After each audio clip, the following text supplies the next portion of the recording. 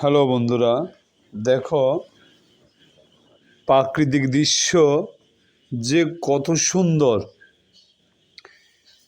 আমরা সব জায়গায় ঘুরতে যাই, ভ্রমণ করতে যাই, কিন্তু প্রত্যেকটি জায়গা ঘুরানো বা ভ্রমণ করা সকলের পক্ষে সম্ভব নয়।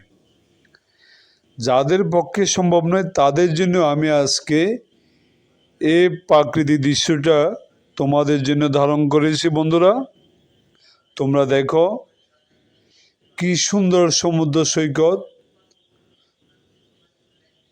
শত শত পর্যটক এখানে আছে।